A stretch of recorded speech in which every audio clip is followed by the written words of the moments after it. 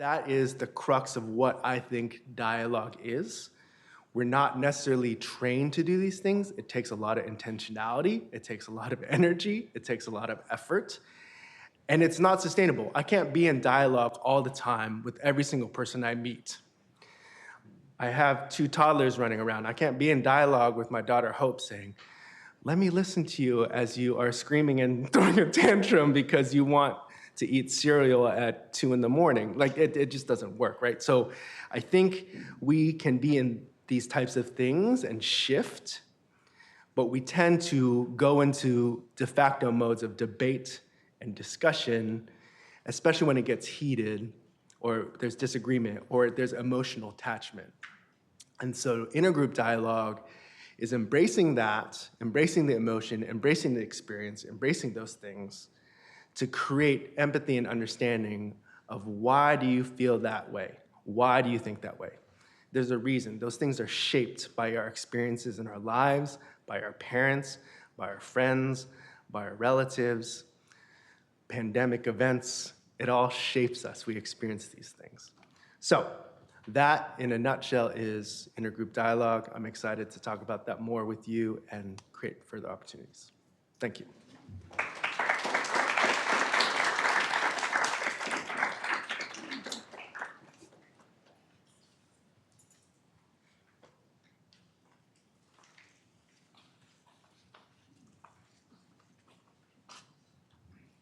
All right, welcome everyone. Nice to see all of you this afternoon. If you're in my class, pardon some of the repetition you might see.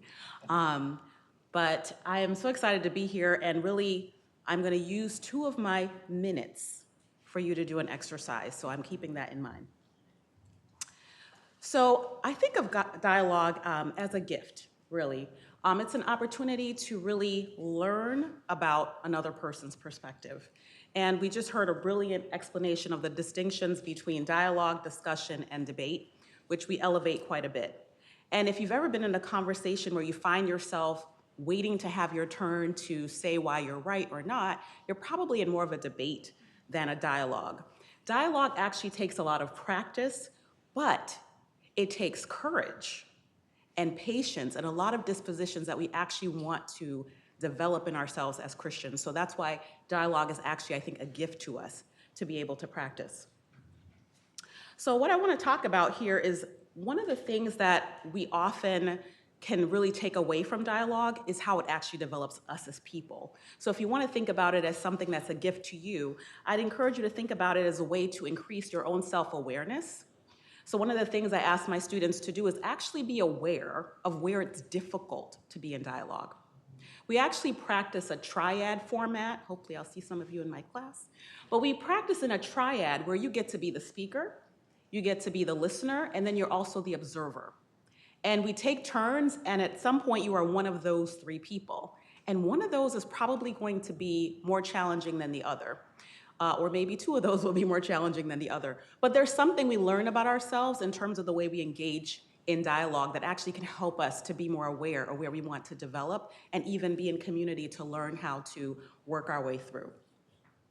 In addition to that, we talk a lot about empathy, how when you actually take the perspective of other people, you can relate to some of the things that they're talking about.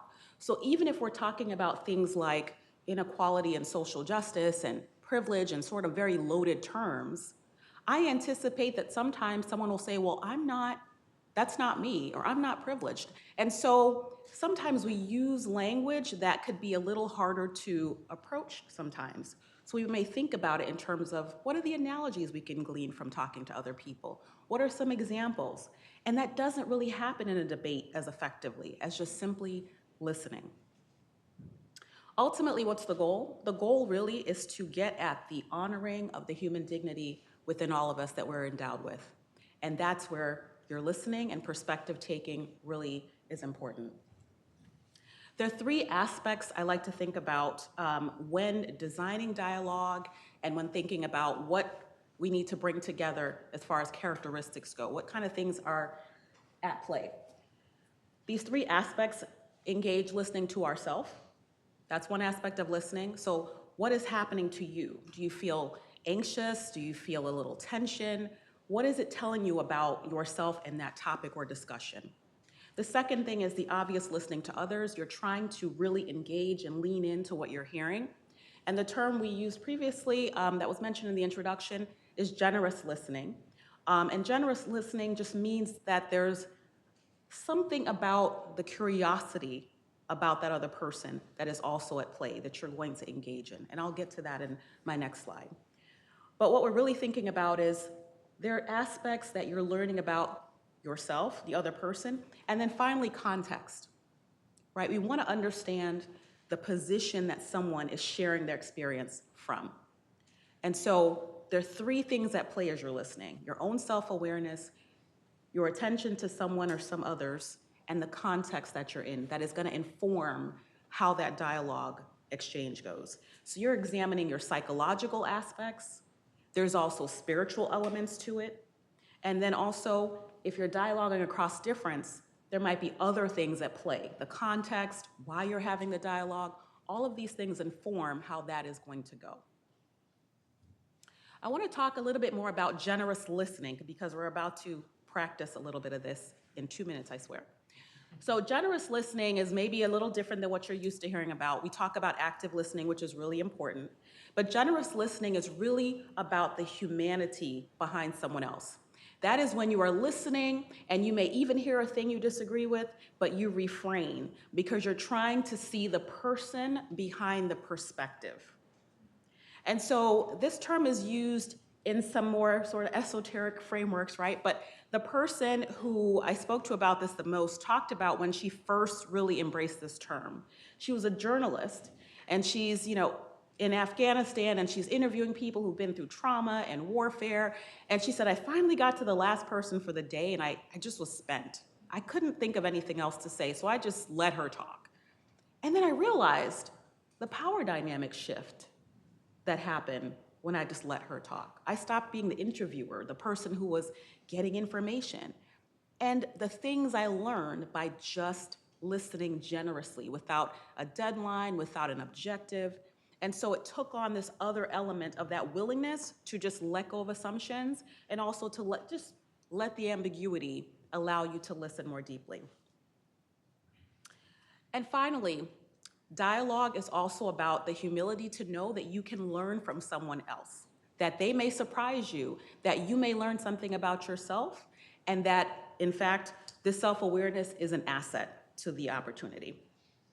And so as I promised, I'm going to use no more than 2 minutes to have you just engage in an exercise. Hopefully we're spread out in a way that you can just turn and talk. If you need to be in a group of 3, that's perfectly fine. But the point of this exercise is to really understand what it's like to just listen without interrupting for about 45 seconds. It might seem really long because many of us are not in conversation long enough without being interrupted for a whole minute. So the question we're going to consider is, what does home mean to you? And I'll help you keep time, and then we'll come back together, and hopefully that felt like a good exercise. So please turn to your neighbor, and the question is, what does home mean to you? And we'll come back in 45 seconds.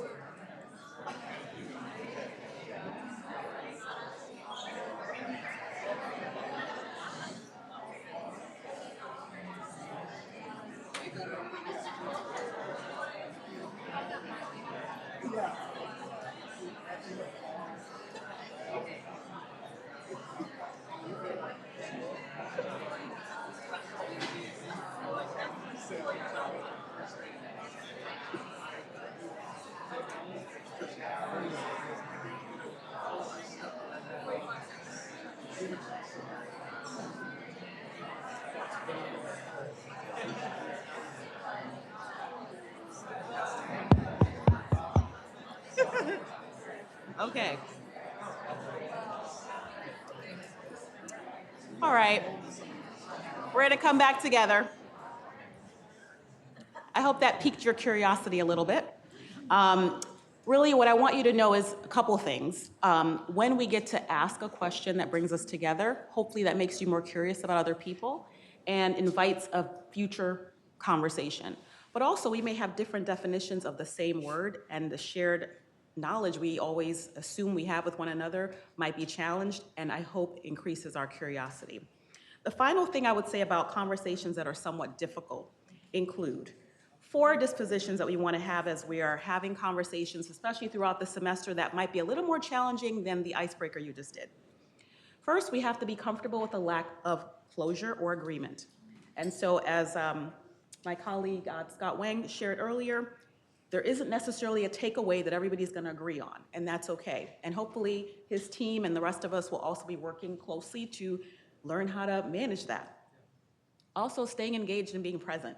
Sometimes we hear things in dialogue that we don't agree with, and it may be easy to tune out or avoid or go to the bathroom for 15 minutes or whatever happens in class. We want to try to stay engaged. We want to try to be present. Experiencing discomfort is quite natural and normal and should be expected when we are having dialogue. And finally, speaking your truth. So there's no need to, again, agree with everything that you're hearing, but being present and being respectful to those differences is really what we're after. We want to also be mindful of our responses, finally. Are we using responses that show our empathy, or are we using ones that are showing our dismissiveness? So we don't want to use generalizations or interrupt others. We don't want to ignore or avoid the things that are difficult, and we definitely do not want to engage in microaggressions as we're having these conversations. What can we do?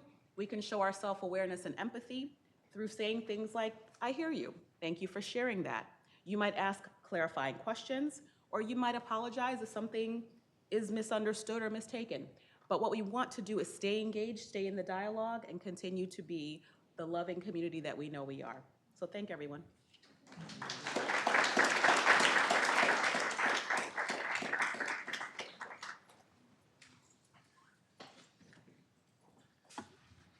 Okay. Hi, everyone. I'm glad to be here. So what I want to focus on today actually is drawing this comparison between learning to listen and learning to see. And I think there's some important aspects of seeing that tie into notions of dialogue and generous listening. So I'm going to use my Drawing 1 class as a sort of case study to examine these similarities. When students begin in my Drawing 1 class, they often think that learning to draw mostly involves sort of how-tos or step-by-step instruction. In actuality, Drawing 1 is mostly about learning how to see. This seems strange at first because we don't tend to think that we need to learn how to see. If we have the gift of sight, then seeing is natural, right? It's a given. The same goes for listening. If we have the gift of hearing, then we already know how to listen, right? In reality, I think seeing and listening both take practice, as others have said, and discipline. These are skills that you can actually improve upon. So in my drawing class, this is the primary goal, to develop our awareness, our attentiveness, and our sensitivity to the visible world in order to see more completely and truthfully. In short, what I'm going to be arguing today is that seeing and listening well requires practice, it requires a disposition of openness, it requires receptivity, and that those things together then allow for genuine discovery and growth, and that this always happens through an encounter with the other. The problem is that our preconceptions get in the way. Preconceptions and misconceptions get in the way of both seeing and listening well. I'm going to show some student work here. At the beginning of my drawing class, I have 2 pre-instruction drawings and then post-instruction. Beginning my drawing class, I have students do these drawings. The first one is a drawing from memory, so they're supposed to bring to mind somebody who's not themselves and then draw that person. The second one is a drawing from life, so they're looking at themselves in the mirror. And then the third is after instruction, they make a final drawing, right? So after the class is over. What's interesting about these drawings is that they demonstrate the way that our preconceptions get in the way of seeing well, and then by extension, drawing well. So the thing that I noticed when I'm looking at those first 2, the pre-instruction ones, is that the faces tend to be more generic, a bit more of a caricature, a little bit cartoonish. The reason for this is because the students tend to focus on the dominant features. They sort of outline the eye, the nose, the mouth, and they treat the features almost separately, and then they kind of combine them together and kind of map them onto the face.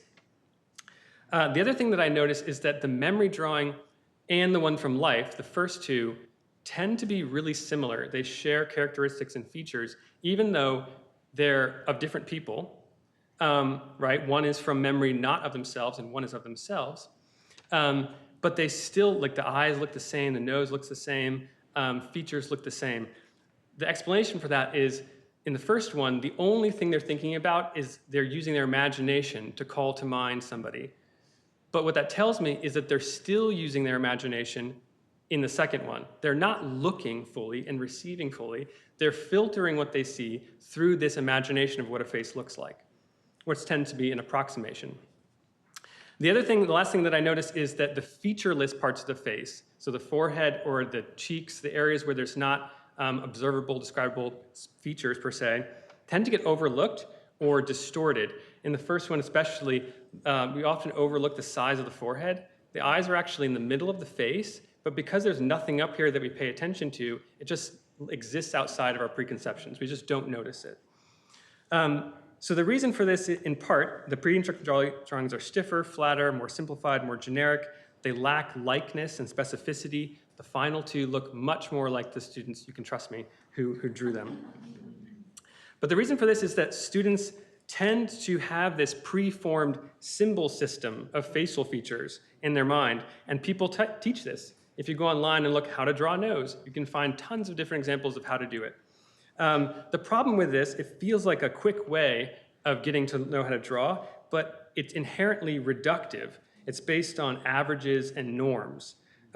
So while they feel like shortcuts, they are actually distortions that get in the way of our seeing truthfully. We stop looking at the person in front of us, and we begin to rely on these preconceived symbol systems to try to make a good drawing. So in drawing class, what we actually are doing is spending a lot of time trying to identify and overcome these visual filters that we have. And then instead, we practice noticing little by little and responding to various visual phenomenon that are often outside of our perception. The art critic and novelist John Berger argues that drawing and painting is not ultimately about an individual's willful act to create something new. Rather, he says, painting and drawing come from an encounter with the other, and that therefore drawing and painting is a collaborative project. Drawing is more about receiving than it is about forcefully making something.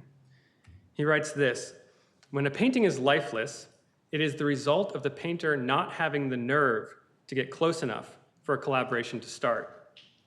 To get in close, it's not just physically close, to get in close means forgetting convention, reputation, reasoning, hierarchy, and self. So seeing well and drawing well then requires that we attend fully to the subject before us, forgetting ourselves, our preconceptions, our pride, our ambitions, our fear of failure. This is the same as meaningful conversation. If I enter into a conversation only with the only goal of trying to make something happen, such as proving my point or forcing my agenda, then I won't be very receptive. And if I listen only through the narrow lens of my preconceptions, I will simplify, distort, and overlook the fullness of their viewpoint. So real dialogue and real encounter is risky. I risk some aspects of my identity because deep listening and seeing opens me to the possibility of being truly affected, influenced, and changed by the other that I am encountering. This is inherently vulnerable and uncomfortable. We resist this discomfort out of fear, but I think that this is this type of sacrificial encounter that Christ calls us to. In Romans chapter 14, Paul writes, "For none of us lives for ourselves alone, and none of us dies for ourselves alone. If we live for the Lord, and if we die for the Lord. So whether we live or die, we belong to the Lord." I think this is the key here. So if we are confident that we belong to the Lord, who is the source of all that is good and true and beautiful, then we can be free to encounter the other through listening and seeing so that we can mutually grow and thrive together. Thanks.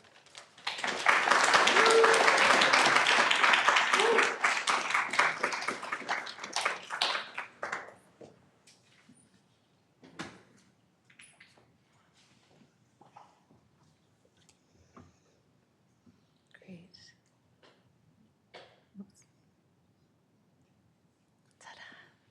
Well, great to see you all. So delighted to be here. Here at Gordon, we have the opportunity to have difficult conversations. As President Hammond challenged us at the beginning of the year, Gordon is just the place to do so, and to conduct ourselves with humility, hospitality, and honor as we do so. As our CFI director, Paul Brink, is fond of saying, disagreement is a sign of a healthy relationship.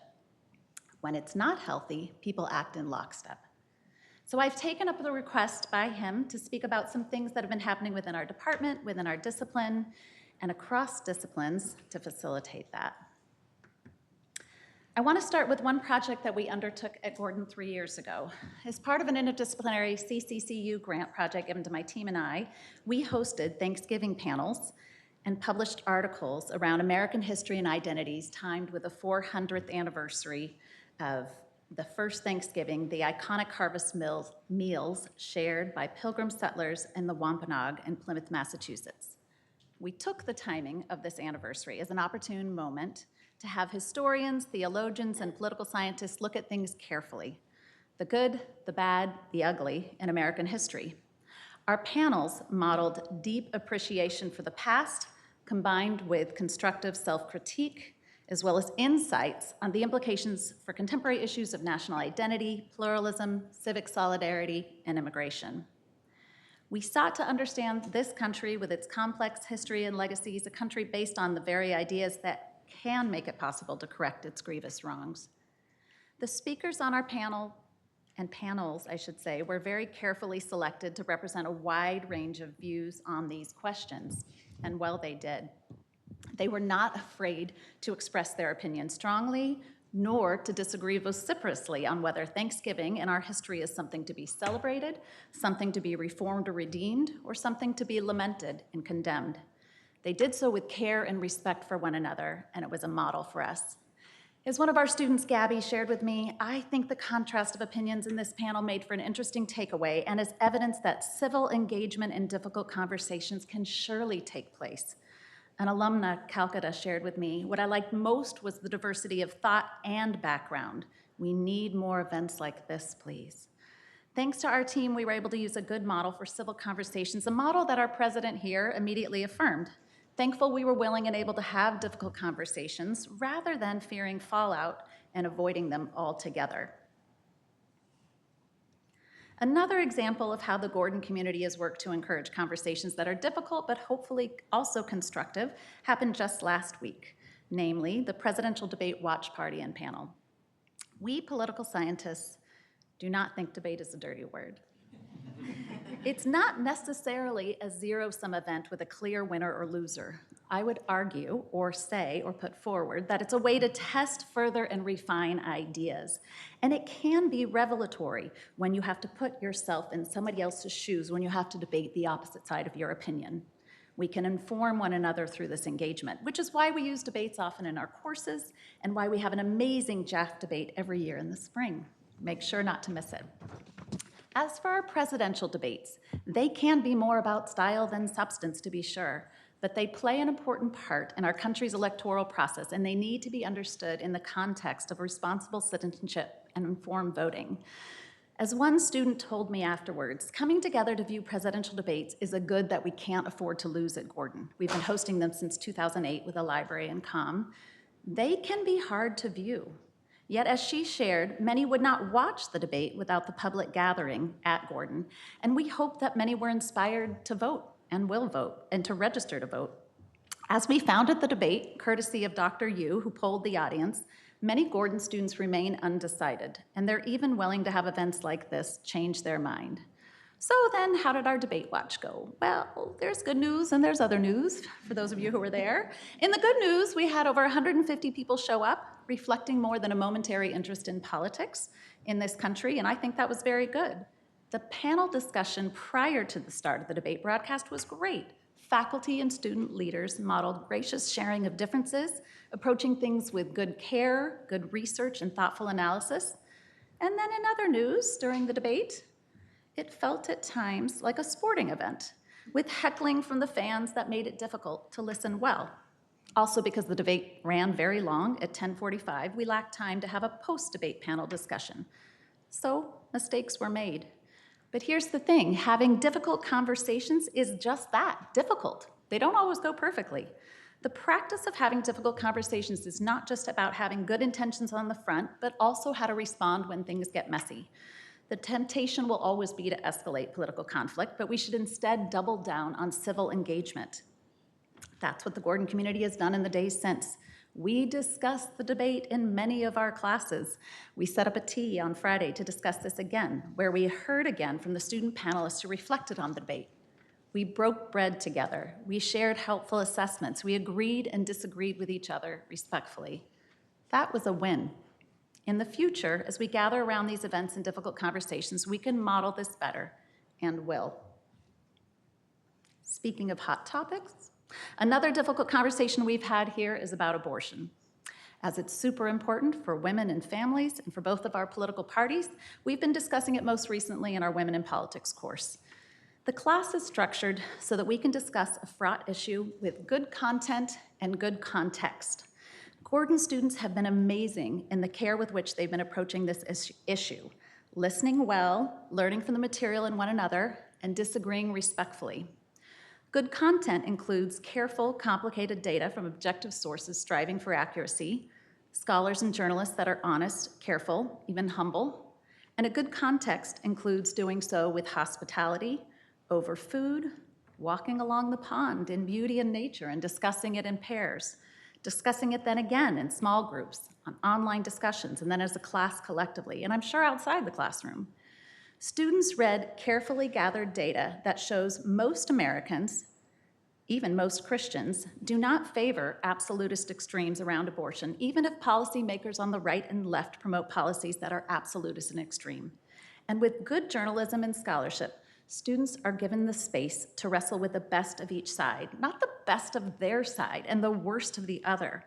And that is a model for how we should engage all topics, making room for healthy disagreement. As Caitlin Flanagan argues in this 2019 Atlantic piece, if you're not facing the best reasons from the other side, you're not being honest. Both sides have worthy and painful arguments. Take care not to vilify the other side and to recognize sin on your own side. This doesn't make both sides equal, but listen and take care with your rhetoric. Finally, I want to conclude my remarks by noting that difficult yet constructive conversations among Christians are much more likely if they occur in the context of two key Christian practices, as noted here so fully and well by my colleagues as well, hospitality and worship. Discussing these things in the context of hospitality is ideal. It helps build community and trust and is a good foundation for robust and deep conversation. I would also say that at Gordon, we have the luxury and the opportunity to worship together.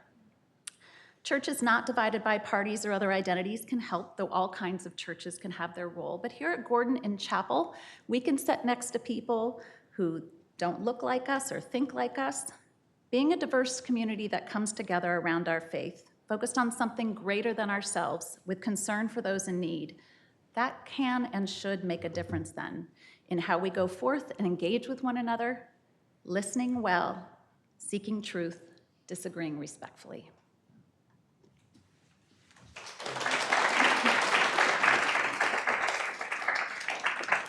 Thank you. Thank you to all the panelists. I want to invite the four of you up onto these tall chairs. I'm looking forward to receiving questions from all of you. But before we do that, I want to give our panelists an opportunity just to pick up on things that emerged from each other's presentations, or if there's questions you might have of each other. So I'll pass the mics over to you.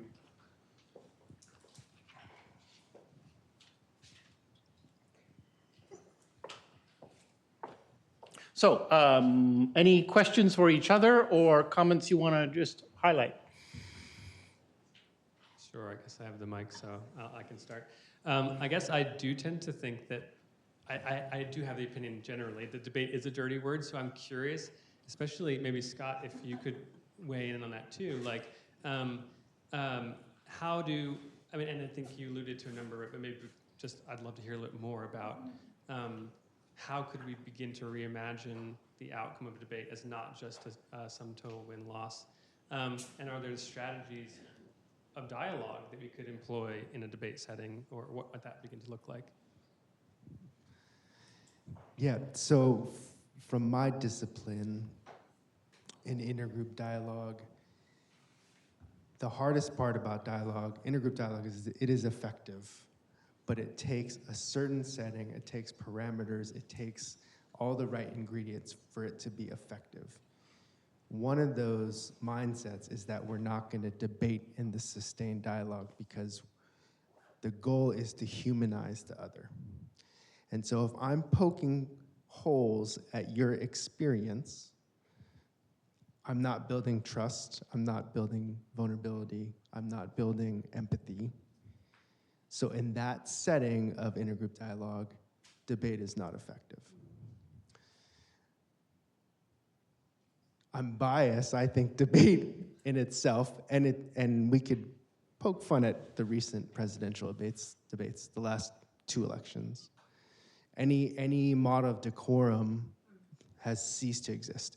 It was modeled so much more, and there's clips. We're going to show you clips in a few weeks of John McCain and Al Gore and people who are on the other side of the table, but there is a model of decorum, of respect, in which they called themselves out on lies and false statements and false facts, fact-checking. They fact-checked themselves. But that was a level of decorum that was expected of anybody who was that high politically. And so now I think I'm biased just because of recent events and fact-checking.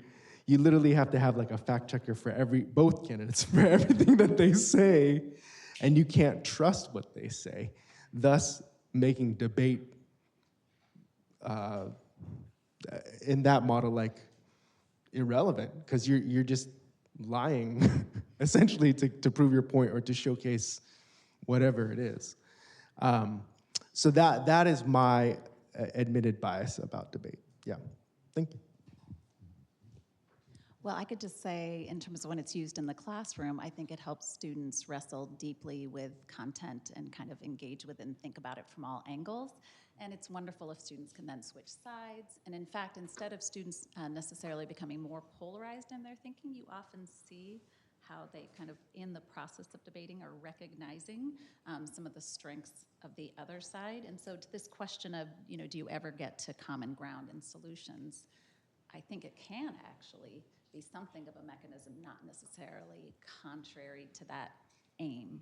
But I understand that in the nature of the dialogue that you are seeking to facilitate, it could have those outcomes. I guess I'm not sure or convinced that all forms of debate are just about poking at the other, but it's also about putting forth not just with rhetorical flourish, but really good ideas. Yeah, and refining those and doing the work to be able to provide the appropriate evidence, not just asserting it and making it up. Yeah. Other points that any of you would like to touch on before we open things up?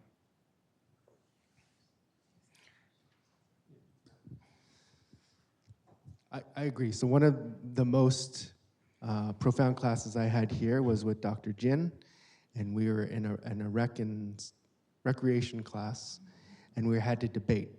And she said, you should challenge yourself to debate on what you don't agree with, and go to the other side of the table.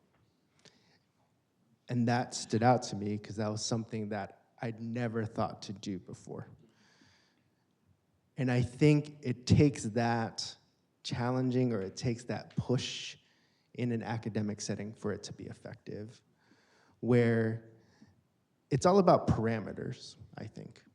So in a classroom, it's effective because there's parameters, there's articles, there's readings that you need to know well, and it shows and it showcases that you've done the reading. That's one of the things, students, that professors want to know, that you've done the reading, that you understand the reading, and that you can wrestle with it. I think within debate, life is gray. And so as a sociologist, that's the one thing I know. Very few things are black and white. And debate kind of is forced in that model of it's either this or that. And so that again, I'm admitting my bias in debate of, in life, it's not often this or that. Ruth gave the example of abortion. It's a really, really huge topic. There's so many individual cases. There's so many things about abortion. And that's something close to my heart because we've had several miscarriages. We've struggled with infertility, all these types of things. And so that experience and that empathy within a debate, you might not necessarily know and understand and humanize the person and how it might affect them. And it's not black and white. We want to make it black and white because it's easy. It'd be much easier to teach a class if things are black and white, trust me. I see Carl. In math, a lot of things are black and white, right? There's a right answer and a wrong answer. And often. In life, it's very gray and very messy. And in my work that I do, often there's right, and then I need to decide what is the better right in the decision. So that's kind of my mentality with it. I'm going to invite members of our audience to raise their hand, and we recognize if you have a question that you would like to put forward. I'm going to ask Yenna if she can pass around the mic. Feel free to ask a follow-up question on what they have just been talking about or a particular question for a particular panelist. We're looking for questions relatively succinct, not another presentation. So keep your question focused, but we certainly would welcome them. So anyone have a question to offer?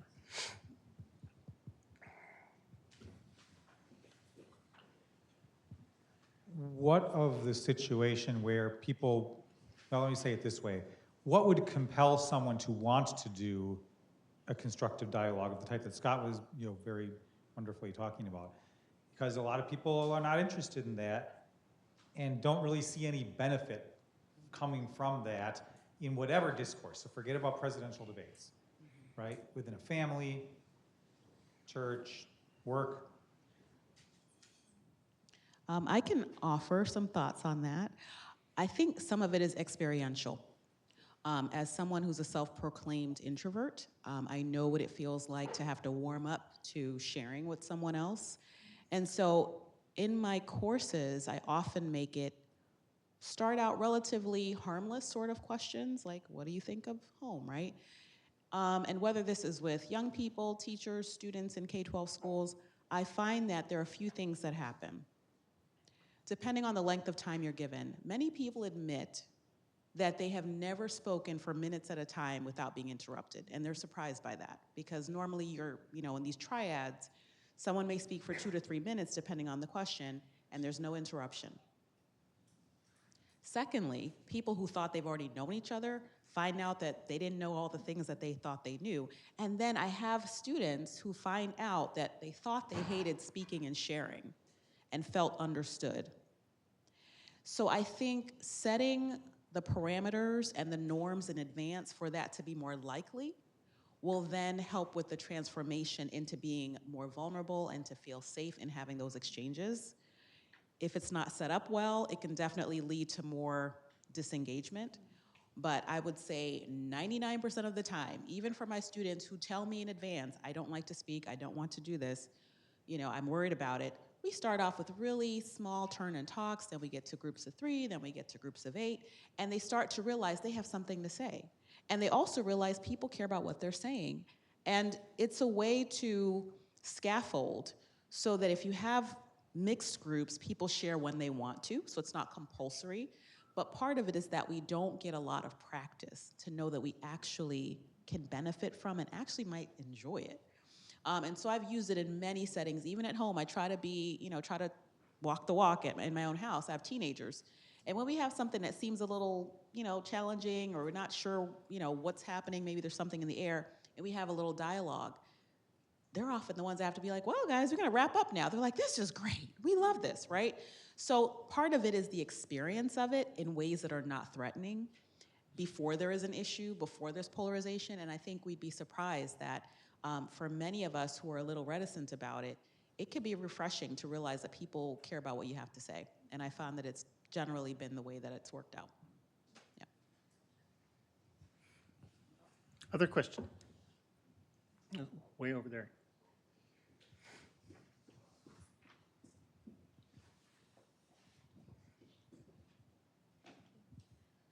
So kind of on that similar train of thought, one question that I have because of this is, in so many of the conversations I've had with my peers, you guys talk about kind of having a dialogue versus a discussion, and so often I find myself, even at dinner tables and conversations with my friend, kind of being stuck in that discussion type of communication where we're still enjoying our company, each other's company, we're still talking with each other, laughing, but it does seem like it's kind of at that shallow level. So how would you guys either encourage or kind of describe a process to be able to, obviously not all the time, like you guys mentioned, you can't be in a dialogue constantly, but be able to kind of invite that forum for more of a dialogue with my peers who I want to learn more about, who I want to engage with because they're my friends, and kind of get past that surface level discussion. I'll give a brief response, and others can weigh in. I'd love to hear others too. But I think what I've found in general is that it's scary, right? Like it's scary to put yourself into a position in which you are vulnerable, and I think that's often what it requires is the first step of somebody in that group being willing to step out in a way. Maybe that's sharing something, or maybe that is asking somebody else to share, like allowing them to step into that role of sharing. But there's no denying the fact that like dialogue, just like close looking, is risky, right? And actually you do risk something. We avoid it because encounter means we're going to come away changed, and people change us. And if we don't want to be changed, or we don't think there's any value in changing, then we won't do it. I would say what brings you to the point of doing that is you love somebody else. You love them enough to want to step out in vulnerability, and you want them to grow and learn, and together you both are growing and learning, right? And if the outcome of the impulse is love, then you're willing to take that risk. But if we're scared and we're self-protective and we're afraid of being wrong, then nobody will take that step to be vulnerable. That was beautiful. Thank you. I would also talk about, in the course that I teach, you build this trust and you build this foundation of trust that you can be real and you can know that being vulnerable will be reciprocated. And I think the hardest thing to do is to call out your parents or to call out your family. But I would say that's one of the safest places to do it, because it's your parents, it's your siblings. You're gonna have to get together for the rest of your life, right? Like most likely, you could. And so building on that and to challenge that, and your friendships too, to build on that trust that you'll be better for it. We'll be deeper for it. Our relationship will grow in it. I have my best friends for 25 years are from Gordon College. This is not an admissions thing, I'm being real. This is real, okay? And one of the things that we go back to is that this is a non-denominational school, but that's the best thing about this school. Because I got to learn about different denominations and beliefs and practices and family dynamics and how we talked about tensions, politics, all these things. And we still do, and you get to talk to each other about, man, how the heck did you raise your kid? Because they're driving me crazy right now, right? Like, what do you do in this situation? My wife is driving me crazy, what do you do? Right? These are trusts and vulnerabilities that just build and build and build. And if you want that, I encourage you to be vulnerable now. I think generationally, I'm the old man now, I'm middle-aged man. I'm talking about generations. I went to Gordon, the internet existed. We didn't have smartphones. Social media didn't exist. Texting wasn't it. I remember when I first got my first text, and I was like, what is this, right? I just got like 20 texts right now. And so I think that's a hurdle for y'all too. Face-to-face interaction, interacting socially. I talked to some of y'all and you're like, I don't want to talk on the phone. I don't want to call on the phone. No. Can I just text them? Can I just, and I think that's another hurdle for y'all too. And I think encouraging you to be bold and zig when everybody else is zagging. Technology is saying, we can work remotely. We don't have to be face-to-face interaction. I could order online. I could do all these things. But you're in a residential college where you live together, you eat together, you go to class together, you share common bathrooms, all these things. It's designed for you to interact with other people face-to-face and touch them and see the emotions of things. And so build on that, because your life will be better for that towards the end. I think he was the dean of student engagement or something. Is there another question up there? Right over here. This is kind of jumping off of what Dr. Hwang was just going on, and also touching on some things that Dr. Melkonian brought up. In light of the denominational diversity and the diversity of backgrounds, thinking about how we come from all over the country and all over the world here, and how easy it is to fall into those patterns of zigging, what are some ways that we can practically invite this disposition of generosity and receptivity in our day-to-day life so that we don't get caught in these patterns of just staying at the surface level?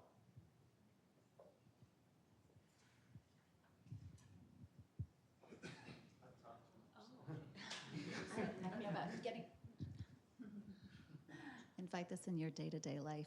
I mean, I also had a question for others just in terms of how you model this and how you go deeper with folks and how you have kind of more equity in your relationships as well. And maybe because I come from a huge family and it's also ethnically part of our background, we interrupt each other. There are 8 of us. Like, if you didn't interrupt, you were never heard. So, and I'm the youngest, so for sure.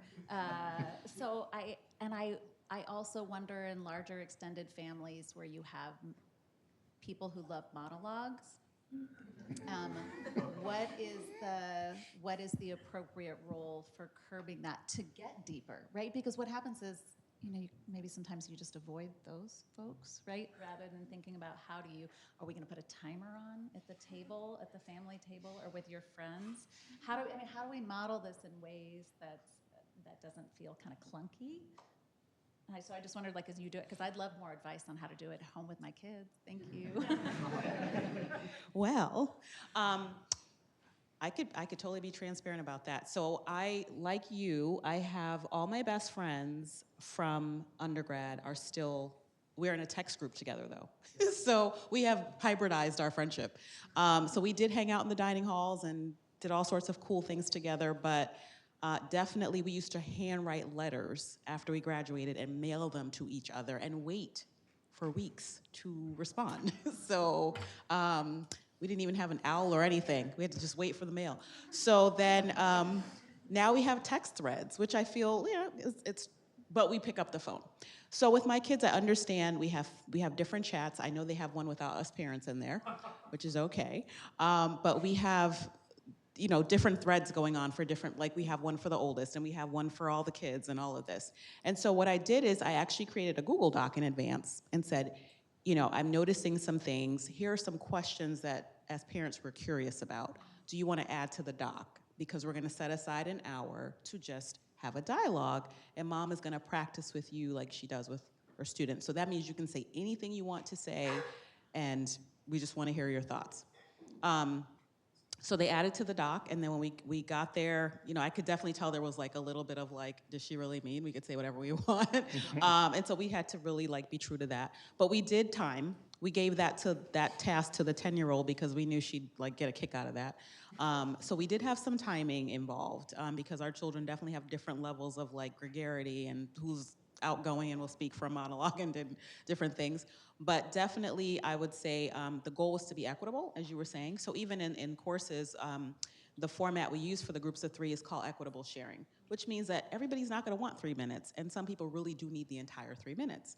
But the objective is to really try to gauge about how much time we think will be fair without anyone not dominating it. So it really worked well because we did have a timer, but we tried to be generous in the time. We tried to have food around and other things that make people comfortable, and we also pledged to be non-judgmental. So one of the things about this question about what's home for you is I find that many, many times being non-judgmental is a critical part of what many people say home is, somewhere they feel belonging, they feel a lack of judgment, about who they are. They can say whatever feels safe. And I think as parents, sometimes we can struggle with trying to maintain that while at the same time, wanting to offer guidance. And so I think promising this level of safety and being non-judgmental about opinions has really helped them to open up. And we do it occasionally, but they always refer back to that first dialogue several years ago where they were like, we were just really happy that we were old enough to be able to do it, and we really appreciate it. So it really, I think, opened up in their teenage years the ability to talk to us more. Yeah. I mean, I think another thing that comes to mind is, as a general rule, like practice curiosity. Like in all of your life, practice curiosity. Like if you genuinely want to know about somebody else's background and you're curious about it, they're going to be willing to share, right? And if you're a curious person and you go about life being curious, that will invite others to share, right? And that's what we do in art all the time. It's like you need to put yourself in situations in which wonder or awe or surprise is a possibility. And if we don't put ourselves in social situations like that or in physical situations, then there's no possibility for that. There's no possibility for wonder, and there's no real curiosity. So I think in all of these things, if you practice curiosity, these things will come. So I can also echo some of the other practices that people have undertaken. I have the same group of friends from college, or we all studied together in DC, and we have kept together for over 30 years, and we see each other once a year. And it's really deep, that kind of friendship and the questions we can ask and the conversations we have, and we don't really waste time. We just jump in deep whenever we see each other. But seeing each other in person really helps. Breaking bread together is really important. So I totally cherish and value those relationships. I would also say I made a practice in college, and I don't know how comfortable people feel in this regard, but at Biola, I would just sit with strangers in the cafeteria, just kind of as and I can speak. So, but I also ask questions and I can listen to, and so I just felt like I needed to push myself out of my circle and make sure I was engaging with all sorts of folks across the whole realm of my college experience, so I wasn't stuck. One other very practical way to continue this conversation is to come to the remaining CFI events for this fall. Let me just mention them. On October 3rd, we have Lauren Whitna, who's coming here. She's a Gordon alum, coming from Nashotah House Theological Seminary. Tentative title, Listening with Saint Benedict. October 22nd, we have Dominique Gilliard, Racial Reconciliation, title, Repairers of the Breach, Restorers of the Streets. And then November 16th, we have Derek Sherman coming from the Computer Science Department at Calvin University, Personhood and the Perception of Truth in the Age of AI. So that's what our fall lineup looks like. So we have much to look forward to. But right now, let us thank our panelists for their contributions.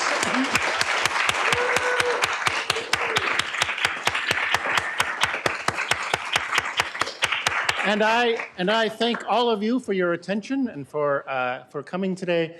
Have a good evening and a good night. Thank you.